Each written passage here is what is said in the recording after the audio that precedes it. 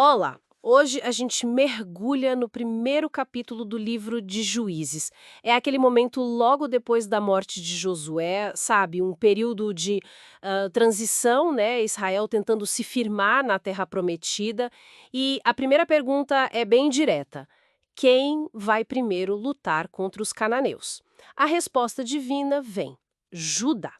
Mas Judá não vai sozinha. Faz uma aliança ali estratégica com a tribo de Simeão e juntos eles conseguem vitórias importantes.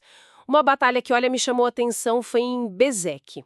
Eles vencem cananeus, perizeus e capturam o líder deles, o Adoni-Bezeque. E o que fazem com ele é bem gráfico. Cortam os polegares das mãos e dos pés. Pesado. Mas o mais intrigante é a reação dele. Ele fala algo como: 70 reis com os polegares e os dedões cortados ficavam pegando migalhas debaixo da minha mesa. Como eu fiz, Deus me pagou. É brutal, dá uma ideia das guerras da época, mas essa aceitação, essa ideia de retribuição é fascinante, né? É fascinante, sim. A fala do Adoni-Bezek é muito reveladora. Mostra, tipo assim, uma noção de causa e efeito, de uma ordem moral, mesmo vindo de um inimigo, não é? E no meio daquela violência toda. Sugere que essa ideia de você colhe o que planta já era, de alguma forma, reconhecida.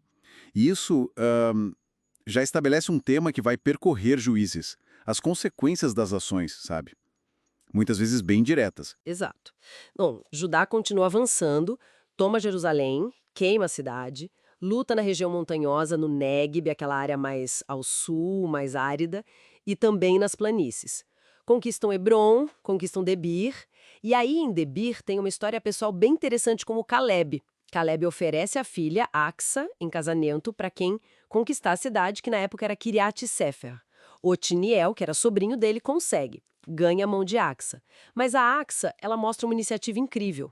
Quando está indo viver com Otiniel, ela pede ao pai não só terras, mas especificamente fontes de água. Terra no Négueb sem água não valia muito, né? E Caleb atende, dá para ela as fontes superiores e as inferiores. Uhum. Essa passagem da Axa é notável mesmo. Mostra uma mulher agindo com astúcia, com determinação para garantir recursos essenciais para a família. A água era vida ali. O pedido mostra a visão e a resposta do Caleb, bom, talvez generosidade, mas também reconhecimento da importância do que ela pediu, né? Pois é. Só que, apesar dessas vitórias, a campanha de Judá tem seus limites. O texto diz que o Senhor estava com Judá e eles dominaram as montanhas. Mas nos vales, a história muda. Diz que não conseguiram expulsar os habitantes dali. Por quê? Porque eles tinham carros de ferro. Aí a narrativa dá uma virada. Sim, os carros de ferro. Essencialmente bigas de guerra, né? Uma vantagem tecnológica enorme em terreno plano. Esse detalhe é muito importante. Ele introduz uma nuance, sabe? O apoio divino, como está descrito ali, parece que não anula automaticamente os desafios práticos ou a superioridade militar do inimigo em certas situações. A fé e a estratégia precisavam caminhar juntos. E, bom, a tecnologia podia ser um fator decisivo ali na planície. E essa dificuldade, essa conquista incompleta não fica só com Judá. A gente começa a ver um padrão se repetindo com outras tribos. Benjamim, por exemplo, não conseguem expulsar os jebuseus de Jerusalém. Eles continuam morando lá junto com Benjamim. Aí tem a casa de José, que são Efraim e Manassés. Eles conseguem tomar Betel, mas olha só, com a ajuda de um traidor da cidade. Isso. O episódio de Betel mostra um pragmatismo militar, né?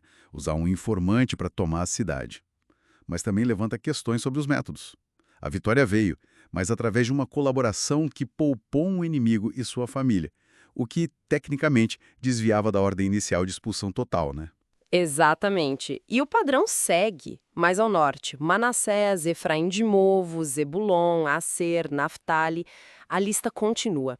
Várias tribos falham em expulsar totalmente os cananeus de cidades importantes. Bet-Sean, Tanak, Megido, Gezer. O que acontece? Em vez de expulsar os cananeus, continuam vivendo no meio deles. Às vezes, quando Israel ficava mais forte, eles eram submetidos a trabalhos forçados, mas continuavam lá. E tem o caso dos danitas, que são até empurrados pelos amorreus, confinados às montanhas. Esse é o ponto crucial, o ponto nevrálgico do capítulo 1, e ele prepara o cenário para todo o resto do livro de Juízes. essa falha generalizada, sabe? Incumprida a ordem inicial de expulsar completamente os povos.